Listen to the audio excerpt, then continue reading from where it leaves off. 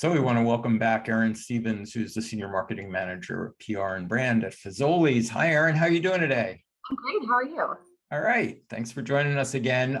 We met Fazoli's when we started doing our QSR and fast casual summit several years ago. And we've had them to most of our events. And at the most recent one, Erin presented some ideas and some learnings that they've had from leveraging their data in interesting ways. This is a really interesting story about using data to further humanize company interactions with customers at the ground level that I thought was really interesting to share. Erin, for those of us coastal elites who are sort of munching our Paneras and shopping at Whole Foods, give us some background on what and where Fazoli's is. So Fazoli's is we like to think we are the Italian QSR, premium Italian QSR. And we really pride ourselves on the service we provide after the sale. You're gonna eat on real plates, real silverware. We're gonna deliver food straight to your table. And we're known for our famous garlic breadsticks. They're unlimited when you dine in. And we're really a regional company, Midwest, South. We are moving westward. We are coming back to Phoenix. And I know Phoenix fans are very excited to have us back. But we are very regionalized. We have 220 locations and growing in 28 states. And really, it's your traditional Italian. We're known for our signature bakes and, like I said, our breadsticks. So the customer journey for dining has been like radically disrupted, not only by COVID, obviously, but even before that, the delivery app infrastructure. Tell us a little bit about the customer journey and how does your media plan map against it? So, and really, data is obviously the key to unlocking and really staying in that consumer choice set.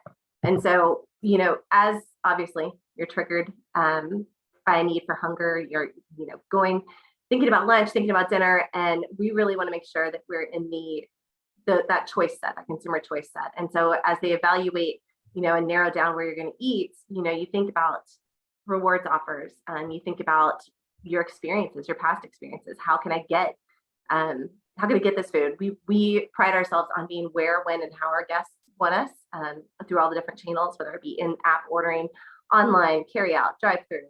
We want to be everywhere our guests need us. And so, really making sure as we're going through that consumer journey, how can we plug in Fazoli's? How can we make sure that we stay in that consumer choice set? And really it is about how do we offer value? How do we offer, give our guests exactly what they want and deliver on that experience that they want?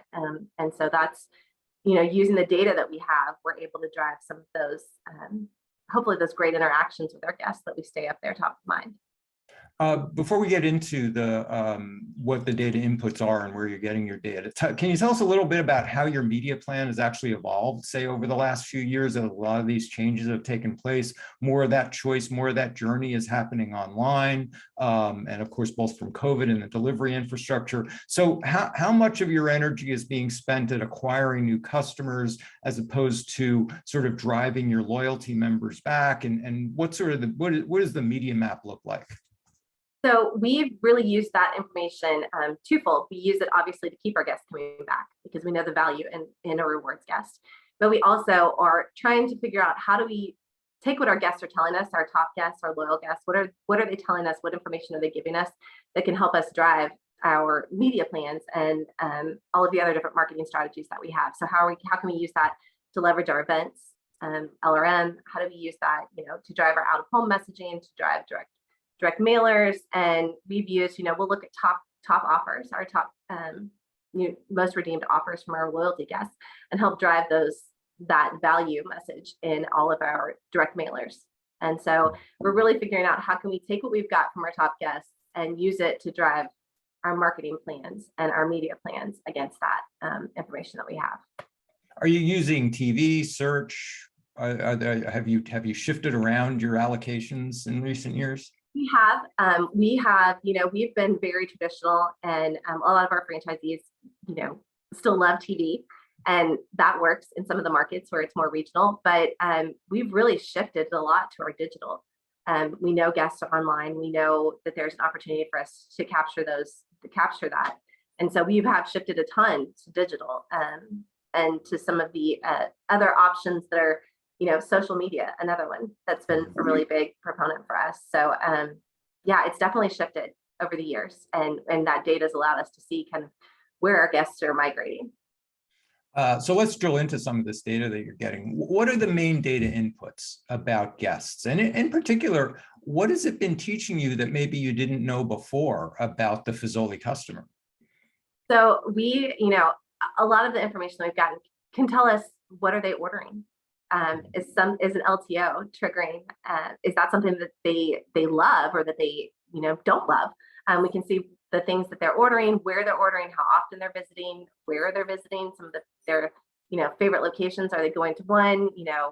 We've used that to drive reviews, giving us first real-time reviews and giving us feedback on our experience so that we can then go to the restaurant level and work with our teams to create a better experience. So we're using that, any information that they can give us, we will take it in and figure out how we can best work it with our operators, but also best lay it into our marketing plans. It's all about creating fans for life for us, creating Fazoli's fans for life, and figuring out how we can do that is really where we're focusing as we're going through that journey of planning. Is most of this passively collected data that's sort of coming through the ordering process, their interactions with the app, et cetera, or are you also doing anything more proactive about sort of giving them opportunities to tell you more about themselves or even focus grouping? We are doing a little bit of both. We are, as we realize the tools that we have at our disposal, we are taking that opportunity to engage those guests. We've done focus groups. We've used our rewards members to actually have focus groups in the office. Come in, we have a test kitchen, and they've come in and given us real-time feedback on our next promotion or on our marketing campaigns and kids meals, driving new kids meals. We've looked at how do we change up the category and all of that information in real time to give us feedback. If you can, give us a few examples of some things you've discovered, maybe things that surprised you in either the passive or the actively gathered data about maybe things you didn't know 6-9 months ago. Well, we've always felt like we could take our kids meals to the next level. That's one thing that we felt like we could always deliver a better experience on. And so we thought we had to make a lot of changes. We thought we had to make a lot of different options available for our guests. We had to change, everything that we had for our kids meals. And, it's really simple. The feedback that we got from our guests was, no, they like it just the way it is. They like the offers that we have. We have a weekly special on kids meals, and that really drives their visits. And that's what keeps them coming back. They like what we're offering. We don't need to make changes. We brought in chicken nuggets and tried some different menu options, and that's really not what they're looking for. They're happy with what they have. The kids love it. They love it as parents. And so where we thought we needed to go, we learned from our guests and from the data they provided that, no, we didn't have to make a change. We were great where we are. Yeah, I remember my four-year-old, and the one thing that she didn't want was choice. I served more chicken nuggets during that year for life than ever before. Good with spaghetti, they're good with pizza and a bread. So tell me how you're connecting the data that you're gathering to your on-the-ground employees. This is one of the things that really interested me, is the ways in which you're taking that data and you're using it to inform the various regions and the various on-the-ground franchisees and even general managers about how to deal with particular customers and how to personalize the experience. That's huge. And we're looking at it from a 360-degree approach. That so much is, and rightfully so, is focused on our guests, but how do we leverage what we have and provide our operators and our franchisees with the tools that they need? And so, for us, it's about making sure that they know the story and that they know the value in getting this information. For us, we've learned over the last year that nearly 10% of our sales are coming from loyalty guests. And of those, loyalty guests spend 4.5% more than non-loyalty guests. And so giving our teams the information that really there is value in those loyalty guests, there's value in our rewards program. That's why it's so important to the business. And we figure out taking that story and how it works and how it impacts them. For our operators, there's bonus structures, there's different things that they bonus on. And so, you know, making sure that the story fits what they're doing and what they need on a daily basis. How do they help their teams? How do they help their teams deliver on the experience that we want to give our guests? And there's tools that we provide to them. We provide monthly CRM reporting, obviously appealing to the competitive nature of the teams. And so we've provided merchandising at the point of sale to help them deliver on that message to our guests about our rewards program. We've given them a platform to share best practices. We have monthly calls with our operators. Our VP of operations and training, he gets on and hosts a call with all of our teams, and he's invited them to come and share best practices with their peers and share what's working and how they're using those tools to their advantage. We've had contests, and I have a couple examples that contests that we've done that have really moved the needle for us. A mobile app download contest, referral contest, and really things that are immediate gratification. Obviously, everyone loves when you can immediately get a return. And so we've had some contests. We've given them touch points too to help them talk and engage with our guests. Business cards with their names on them, and that really drive home our rewards messaging.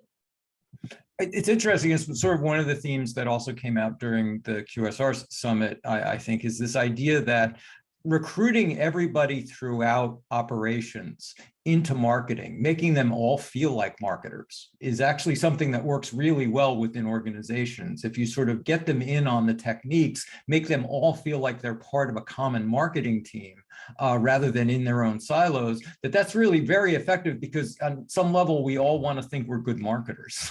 Absolutely. Absolutely. And everything, I mean, it's so important cross-functionally. And, you know, I work really closely with someone in the IT team, and she said, I feel like I'm a marketing intern to be involved in the story. And I think that's huge, in making sure that everyone feels like they are a part of it, because we really are. I mean, at the end of the day, when it comes to sales, we're all a part of it. We all help drive that. So I think it's a big win. It's worked really well for us. And, you know, the example of a contest, we know that participation, 15% is that sweet spot for participation rate for the rewards program. And so we've seen, you know, we partnered with Coke, and we did a mystery shop. And so two of the things, pass or fail for the mystery shop, was, did you upsell or make it a meal? And did you ask about rewards? And immediately it was, yes, you did. And you got your $10 gift card, your Amazon gift card, or you didn't. And so it was a great opportunity to coach, but it was also a great opportunity to make sure that we're driving home that message and the importance of it. And then, you know, you look at the top, you know, you look at all of our markets, you look at the results, and you get 50% of our teams reach that 15% threshold, which is really, really, you start making an impact on sales, where you start making an impact on growing that platform, because other people are hearing it. When you're talking to a guest in front of them in line, they hear it and they want to be a part of that. And so you really start impacting the business. And so we've been able to relay that to our teams and get them involved. You know, I talked about the touch points. We've had rewards and referral programs and contests where we gave each of our team members had their own special code, and it was a referral contest to see who could drive the most referrals. And there was a prize at the end for the team, or for the GM. There was a prize at the end for our team member who drove the most referrals. And so I really feel like we also made it competitive, but it was also fun, and it was an opportunity for them to engage and talk about it with their friends and their family and help spread the growth program. So yeah, we've leveraged it across a number of aspects of our business. Again, cross-functionally, it's so important. And we work really closely with supply chain. And there was an opportunity with an LTO item that we had produced some excess, and we had produced some extra product throughout I think it was the middle of the promotion, and we had produced some of the extra product, and we ended up running a little long on it. And supply chain reached out and said, hey, is there anything that we can do? Is there any way we can leverage this? And we, you know, looking at our guests, looking at the different distribution centers where we had more product, we were able to go in and target an offer specifically for those guests. And we ended up running down 700 cases of product. And so there's always an opportunity for us to go across the organization and see how we can help and work together and leverage that data.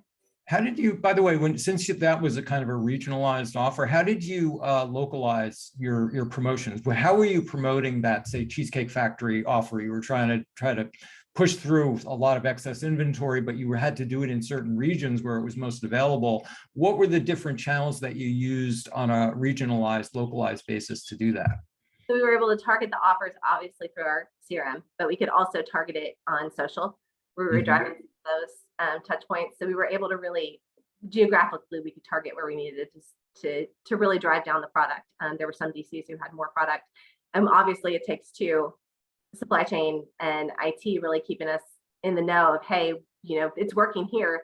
Let's shift some of our resources and shift some of those dollars to really pushing it in a different region or in a different distribution center where we need impact, or we could do a stronger offer to help run that down. So it really, there's a lot of communication happening behind the scenes. But yeah. This sort of very data-centric system allows you, especially through the CRM, to really localize a lot of things, segment your audiences according to locale, and drive them through multiple channels at the same time, from email to advertising to social media, all at the same time, but keep it in that sort of regionalized targeting. Absolutely. So I'm sorry, I sort of stepped on your next point you wanted to make about how you're testing new things. So another way that we use the data, and when during the pandemic, family meals were just, it was a huge win for us.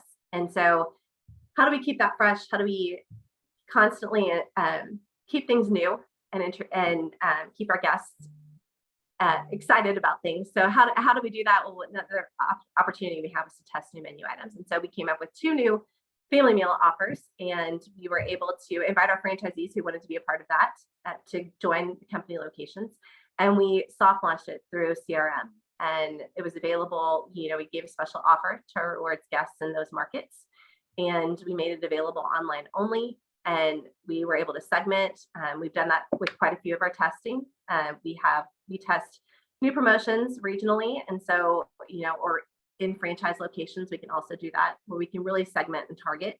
And it's also a unique opportunity for us to say, hey, be the first to try this. It's not something that's readily available to everybody, and it's something special for you. So it's a unique positioning opportunity, and it's super cost effective.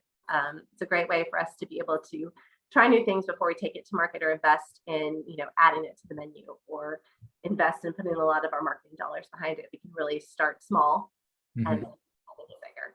So. I got a couple of questions come off of that. First of all, on the back end side, are you doing all this through a CDP that's driving all of these different channels at once? Okay, yeah. So it's a basic centralized database of that's being tied to your media channels, your email channels, and then interacting with the app, all of that from one centralized place. The other thing I wanted to underscore is, because I don't think, because we that family meal deal, I think that actually is worth explaining a little bit. Any audience selling anything as we move into inflationary times should probably take a lesson from Fazoli's enormous success with this family meal plan. Why don't you describe that and how well that succeeded for you guys, both during COVID and now? So we realized, obviously, very quickly out of the gate that we needed something that was going to, an opportunity that could feed you for 1 meal, maybe even 2 meals, and that was also less than $20. So at that point, we were looking at something that was delivering on value and delivering on variety and options. And so the family meal was born, our super family meal, and it actually feeds 8, and it's 2 fresh tossed pastas, a full pizza, beverage, and obviously 16 breadsticks. So we were hearing people were, oh, this is great. I have a dinner, and then I've got a lunch option for tomorrow. So it was a great opportunity. Our super family meal was widely successful.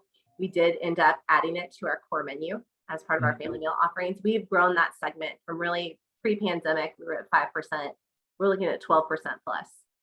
And that's it. I think what really comes through with that success is that you were speaking to the ways in which people are buying and calculating their budget. Is that rather than simply the typical thing that most dining places have now, which is a value meal, instead you're targeting the cost of feeding a family, and you're actually structuring a product around that. And you're really tapping into the ways in which people are thinking about their real costs of living, and especially inflation. And it seemed to me like it's just I understand why it was so successful, because it really plays into some themes that I think are very important right now. Absolutely. And I mean, to your point, we were providing them a great value. We're providing a lot of variety and options, and we were giving it to our guests how they wanted it. You know, you can order it through the app, you can order it in the drive-thru, you can order it delivery. I mean, we really were delivering on all of the requests of our guests and really listening to what they wanted and what they needed.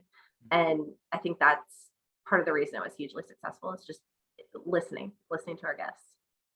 Now, from that, given all this, you've got these wonderful feedback loops, you've got this centralized data. Are you using any of this loyalty data and this data coming back from consumers to inform your larger customer acquisition program and paid media? So that I understand we've got a lot of these channels we've been talking about are very CRM based. They're really focused on existing customers and those channels that you own. Are you using this data to change the ways in which Fazoli markets more generally and uses its media channels differently? Absolutely. You know, again, it's about acquiring as we're thinking about that journey. We're obviously speaking to our rewards guests. We're using that information from our most loyal fans to help drive some of our other outside of our existing guests and really drive how do we get new guests into the fold. And so, some of the things that we're looking at are top performing offers. Whenever there's new opportunity to reach guests in the market, whether it be LRM or PR events, how do we leverage some of that information that we've got from our guests to drive new guests and to drive, new trial? And so, one example that we've done is our National Breadstick Day, obviously a really big day for us. We're known for our breadsticks, and, we have our loyal guests that we can send out a special offer to, but from a PR perspective, it was a great opportunity for us to leverage the day and really drive new visits and across all of the system. But how do we do that? How do we speak to them? We want to give them something special too, but we don't necessarily want it to be just for our app members. And so we made it an unlock. So, everybody who was already a part of our rewards got that special offer that morning. But the people who were new to the program or were just getting out there and hearing about it through some of our PR efforts, were able to really capitalize on the day too. And there was a special offer for them as well. They were able to unlock 6 free breadsticks. That offer could be shared across other channels with other people. We did it social, we did it through, obviously again, PR. We had a lot of local media where we were able to get on air and talk about that, share it. So we were really able to reach out to different guests and guests who aren't part of our normal CRM. So let's pull back a little bit. And what have been sort of the key lessons learned here about how to use the data that you gather, how to organize the data, how to leverage it and activate it more effectively within an organization? Because this takes a lot of centralization and this takes a lot of breaking down silos. So tell us some of the things that you've learned out of this experience. It does. And it's, about trying something new too, which is hard for sometimes, when you talk to franchisees, we're used to doing what works. And so trying something new is challenging, but when you have the data to stand behind it, they're a lot more open to doing that. That was for us, that National Breadstick Day we've had the greatest number of signups that we've had the lifetime of our program. And that goes to show that we do need to speak to guests outside of our program and the impact we can have by doing something so simple. And really, it told us too, this is sometimes we try and do things that we focus on an LTO item, or we focus on something new, or we focus on something we're super excited about, but that may not be what the guest wants. Mm-hmm. We did for one campaign for National Breadstick Day, we did an LTO item, and it was a new breadstick item that we had with cheese and bacon and Gouda. It sounds so good. And we thought, why won't guests love this? And it didn't perform. And we were trying to push something that our guests were saying, give us what we want. We can look at the offers that are top performing offers. We can look at menu items. We can look at, how often we can look at all of this information and really target and build our plan around that. And again, what we think is really popular may not be what our guests are telling us. And so we really have to look at that information and leverage it and see how to leverage it and what to give them, what offers to give and share. That's super important. Another thing that we like to do, and to kind of expand on what we're talking about, is we like to look at our, who are our top guests. Let's surprise and delight them. Let's make sure that we're keeping, because they're our biggest fans and they're going to talk about us and they're going to share us with their friends. So how do we take that information that we have and really reward them for being our biggest fans? And so we've done a lot of surprise and delight. realized as we're looking at referrals and we're looking at the information that we have, that signups, we can figure out what's the best way to get our name out there, what's the best way to get the message out there. So targeted Facebook ads have been extremely popular for us and extremely popular and successful at driving referrals. So we've used that to our advantage, and we've used that information to drive how we're promoting our messaging. So Erin Stevens of Fazoli's, thank you so much. I think you've reminded us once again that marketers often make the mistake of thinking they're smarter than their customers. And their customers, usually, if they listen properly, they'll find out their customers really do know best in the end. But Erin, thanks so much again for sharing. Yeah, thank you.